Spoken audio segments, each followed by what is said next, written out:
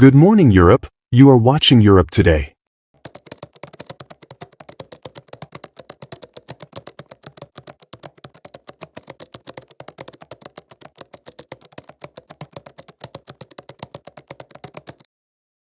President Trump just secured the release of yet another American hostage. This is the 7th U.S. citizen that is freed under Donald Trump, not including hostages that were released in Israel by Hamas. Now, only hours ago, a teacher named Mark Fogel, who was wrongfully imprisoned in Russia during Joe Biden's presidency, is now a free man. He is set to appear at the White House in just a matter of minutes. When that happens, we'll bring it to you live. And thanks to negotiations by Donald Trump and his special Mideast envoy, Steve Witkoff, the United States ended up giving up nothing in exchange for Mark Fogel's release. According to National Security Advisor Mike Waltz, quote, "This was a show of good faith from the Russians and a sign that we are moving in the right direction to end the brutal and terrible war in Ukraine." Now, I'm sure the Democrats, the media, they'll all be praising the president's strength to make this deal happen and thanking him. But seriously, don't expect any accolades from the Democratic Party or the state-run legacy media mob. Democrats learned nothing after the election in November of 24 and now seemingly only care about three things. They want biological men playing women's sports. They want to protect criminal, illegal immigrants who do not respect our borders, our law, our sovereignty. Even though murderers, rapists, cartel members, gang members, none of that matters. Known terrorists in our country. And maybe most of all, they really want to keep spending tens and hundreds of billions of your hard-earned tax dollars on radical, extreme left-wing causes around the world without any audit, no accountability. And the hysteria over Doge and Elon Musk has been off the charts. Just to be clear, the left is absolutely outraged that Elon Musk and his team, working for free, are rooting out waste, fraud, abuse, and corruption inside your federal government. Your money being wasted, thrown down the drain, instead of being spent on schools and law and order and, a better country for the American people, lower taxes. This is what the American people voted for. This is what they're getting. Take a look. The public voted. We have a majority of the public voting for President Trump. We've won the House, we won the Senate. The people voted for major government reform. There should be no doubt about that. That was on the campaign. The president spoke about that at every rally. The people voted for major government reform, and that's what the people are going to get. They're going to get what they voted for. And a lot of times, people that don't get what they voted for. But in this presidency, they are going to get what they voted for. And that's what democracy is all about. Why do people hate Elon Musk? He's about to save two astronauts that Joe Biden and Kamala abandoned for nearly 300 days in space. He offered the people of North Carolina and Tennessee, Starlink for free because they needed an ability to communicate with others. He did the same thing for the people in California after the wildfires. Doge has now uncovered tens of billions of dollars worth of improper payments. This includes over $100 million for DEI training grants at the Department of Education, $9 million for Central American, quote, gender assignment services in Latin America from the Department of Agriculture. Figure that one out. Another $145 million in DEI contracts with the Department of Labor, Transportation, other institutions. And get this, among all the other crazy far-left expenditures uncovered at USAID a few years ago, this organization also reportedly paid for notorious al-Qaeda terrorists. Remember Anwar al-Awlaki? Remember that guy? Apparently, they paid for him to go to school at Colorado State University. Full ride, compliments of you, the American taxpayer. And that's not all. Just take a look at your screen. Today, Doge discovered that the paperwork for federal employees, look at this, who retire is processed by hand 230 feet underground in an old limestone mine in Pennsylvania. Now, this, cumbersome operation requires more than 200 employees. By the way, there are something called computers. They may want to use them. And we now have something called artificial intelligence.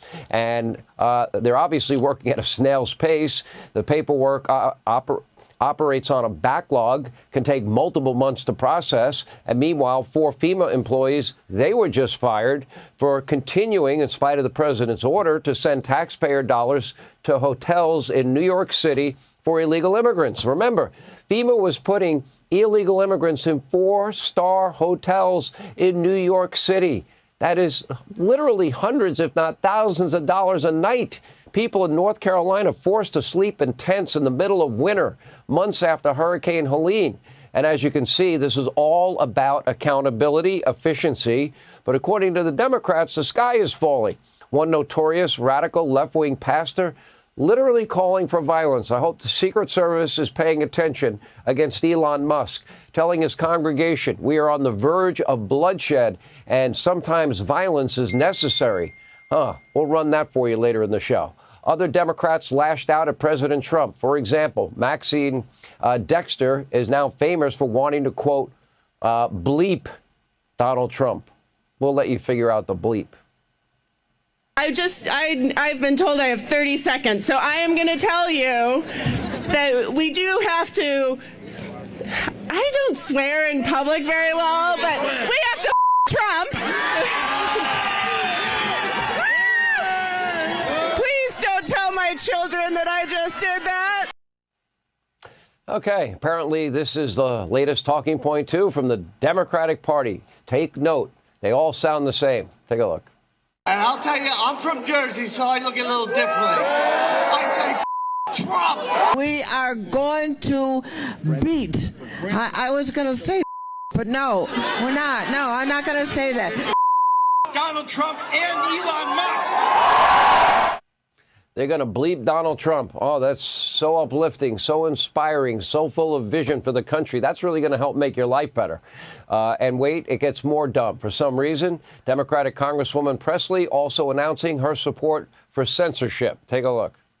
Look, let me tell you something. I'll take a bit of umbrage here. I'll speak on behalf of my colleagues. I think I can say we are all willing to work with anyone who's serious about doing the work of censoring the American people and advancing progress. But they are not serious. And of course, what kind of left-wing resistance movement would be complete without a little cringeworthy, predictable singing? Join in, shall you, at home. Which side are you on? We'll fight against Doge. We'll fight Elon Musk. No Elon scab within our walls. We'll fight from dawn to dusk.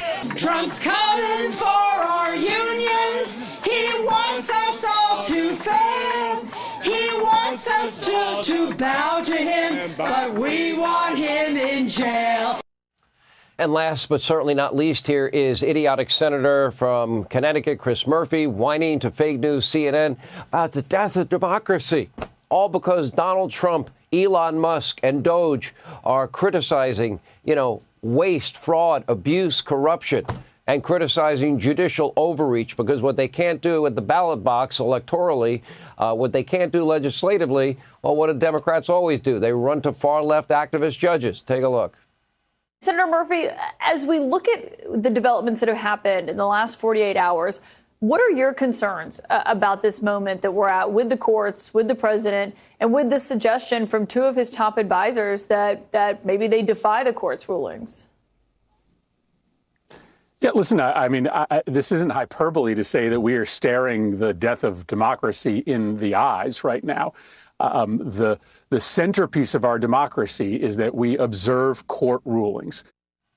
No, it's the death of misappropriating the money of the people that work hard in this country that on average make only $66,000 a year.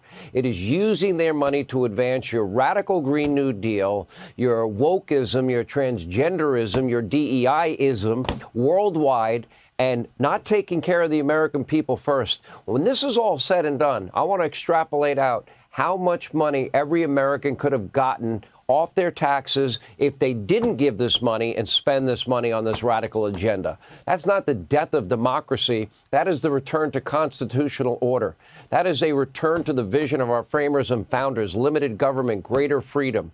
That is what America needs now more than anything. Finally, they've talked for decades about ending waste, fraud, and abuse. Now we're going to do it. Now, this perpetual state of rage, while at times entertaining, it's getting a little hard to watch. The sky has been falling for 10 years since Donald Trump and Melania came down that escalator at Trump Tower. And yet Trump has his highest approval numbers ever. Look at this, a joint poll. Trafalgar, that's Robert Cahaly. Insider Advantage, Matt Towery. Trump up 9 points. Again, the American people voted for government and reform, and for good reason. It's been a train wreck in the Washington swamp for decades. Americans also wanting strong new leadership overseas. Once again, promises made, promises kept. And just listen to Jordan's King Abdullah earlier today at the White House. He seems very open to what the president is proposing for the Middle East. Mr. President, I truly believe that with all the challenges that we have in the Middle East, that I finally see somebody that can take us across the finish line to bring stability, peace, and prosperity to all of us in the region. And it is, I think, our collective responsibility in the Middle East to continue to work with you, to support you, to achieve those lofty goals. The president's proposal, we'll go in, we'll clean out the rubble, we'll rebuild Gaza, and we'll create tons of jobs and wealth for the people in the area so they can have better lives, and we'll demilitarize the place. Oh, what a radical idea. We'll have peace in the Middle East. The king appeared open to the president's plan. America exceptionalism is making a comeback. As a result, the entire world, it will be a better place. And by the way, make sure to check out the Gulf of America. If you look on Google Maps, there it is, the Gulf of America. They're getting it.